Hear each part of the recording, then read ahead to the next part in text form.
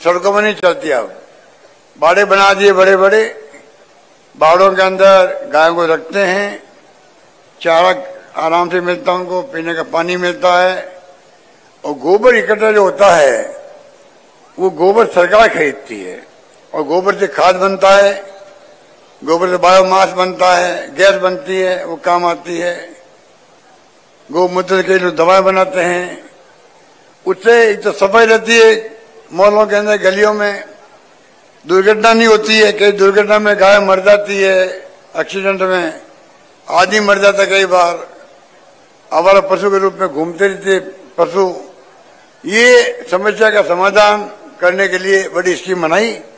हमने भी कहा कि राजस्थान में सरकार आएगी तो तमाम गोबर जो होगा घरों के अंदर या बाड़ों के अंदर सरकार खरीदेगी, पूरी खाद बनाएगी, वो खाद काम आएगा, किसानों के खेतों में काम आएगा। इस प्रकार से हमने योजना बनाई है। 2 योजनाएं छात्रों के लिए है। एक तो इंग्लिश स्कूल खोल रहे हैं हम लोग, अभी हमने करीब 3000 स्कूल खोले इंग्लिश, और 6 लाख बच्चे पढ़ रहे हैं उसके अंदर। प्राइवेट स्कूल में 1,50,000 फीस होती है, बहुत फीस ज्यादा होती है, बच्चे पढ़ नहीं लग सकते। हम लोगों ने प्रयास किया, नया प्रयोग किया। आज मुझे खुशी है, गांव वालों में समझ गए कि वास्तव में इंग्लिश का महत्व है जिंदगी के अंदर, बच्चों के भविष्य के लिए। मैं कई बार कहता हूं, बचपन में जब मैं पढ़ता था तो मैं खुद भी इंग्लिश के खिलाफ था।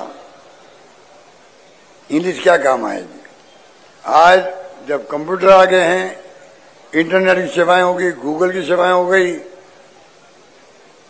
मोबाइल फोन आ गए, दुनिया की जानकारी रखते हैं हम लोग, उसमें इंग्लिश अगर पढ़ते हैं तो आगे बढ़ने में काम आएगी बच्चों के। तो हमने स्कूलें खोली, हमारे गोविंद होताचार्य शिक्षा मंत्री थे, तब शुरू हुई थी स्कीम। ये बहुत ही पॉपुलर हुई है।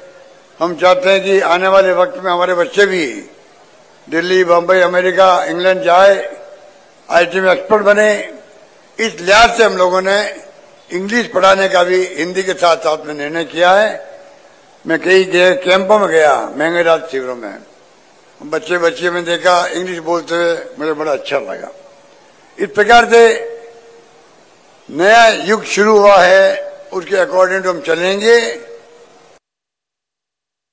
हमने 2030 का जो मिशन दिया था इसीलिए दिया था, आने वाली पीढ़ियों के डॉक्यूमेंट काम आएगा कि राजस्थान जनता क्या सोचती है अपने भविष्य के लिए, कैसा रास्ता बनना चाहिए 2030 तक, उसके बाद में।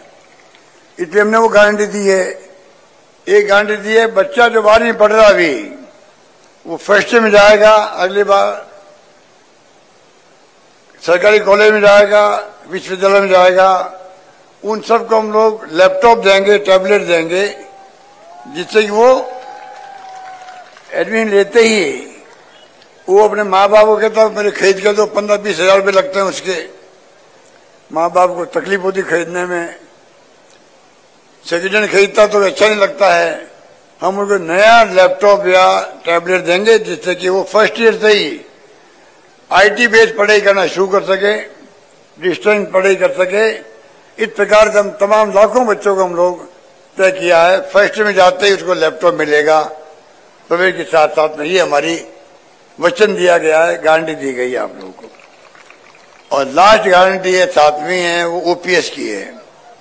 ओपीएस जो सरकारी कर्मचारियों को हमने लागू किया है वो हम पक्का करना चाहते हैं, क्योंकि कई केंद्र सरकार मान नहीं रही उसको। हम चाहते हैं कि आज 35 साल की नौकरी करता है कर्मचारी, उसको भी कम से कम जिंदगी में बुढ़ापे के अंदर सिक्योरिटी रहनी चाहिए पेंशन की।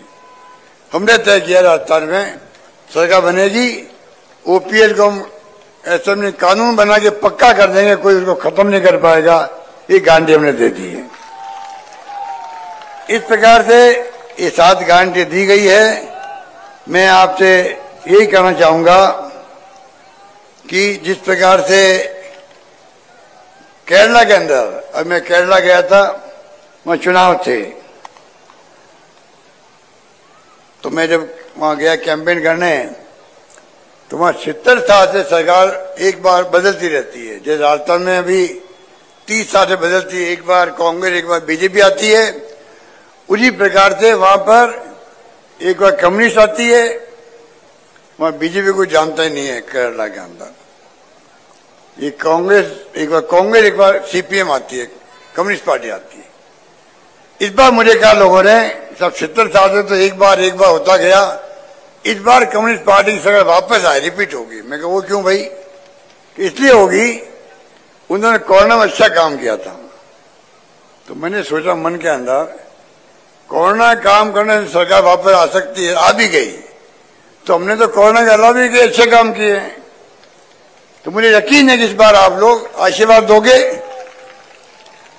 और सरकार को रिपीट करोगे।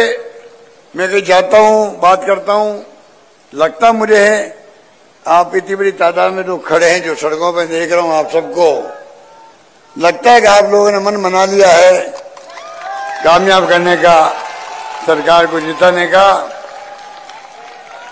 नरप्रधान बरवर्दी के बारे में आप मेरे कई लोग पुराने लोग जानते हैं। नरप्रधान बरवर्दी, सुनो भाई, सुनो, ऐ भाई सुनो, बरवर साहब मेरे पहले चुनाव मेरे साथ रहे, हमें मेरे साथ रहे थे, रेवेन्यू मिनिस्टर बने हुए राजस्थान के। मजाना साहब भी बहुत उनसे स्नेह रखते थे और उनको जिलाध्यक्ष बना रखा था। मैं कहना चाहूंगा आपको कि नरप्रधान बरवर्दी आज नहीं है, उनकी धर्मपत्नी जी बैठी हुई है, हीरा देवी जी। अब उनकी बेटी गीता बरवर, जो पूरी तरह समर्पित है समाज के लिए, गरीबों के लिए, गांव के लिए काम करना चाहती है, जानती है, करती भी है, लंबे संघर्ष कर रही है। इस बार हमारी पार्टी के नेताओं ने, खड़गे साहब अध्यक्ष हमारे, सोनिया गांधी जी है, राहुल गांधी जी है, हमारी पूरी कमेटी बैठती है, हम सब ने मिलकर के आप भोपालगढ़ की जनता के विश्वास पर इनको कांग्रेस उम्मीदवार घोषित किया है, आपके ऊपर विश्वास करके किया है।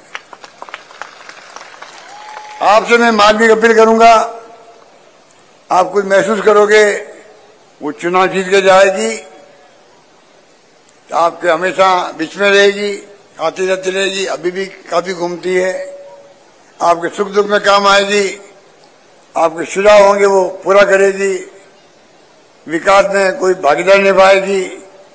और मैं आपको विश्वास दिलाता हूं, जो गीता को आप काम कहोगे सब काम किए जाएंगे, कोई काम रुकेगा नहीं, ये मैं कह सकता हूं। यही बात कहता हुआ आप सबका 40 साल किसे कहते हैं, 40 साल अधिक हो गया है जब मैं भोपालगढ़ आया आशीर्वाद लेने के लिए आपसे, और इतना लंबा अर्सा हो गया है, और मैं आज फिर आपसे आशीर्वाद मांग रहा हूं, गीता के लिए मांग रहा हूं, मेरे लिए मांग रहा हूं। धन्यवाद, जय हिंद, धन्यवाद।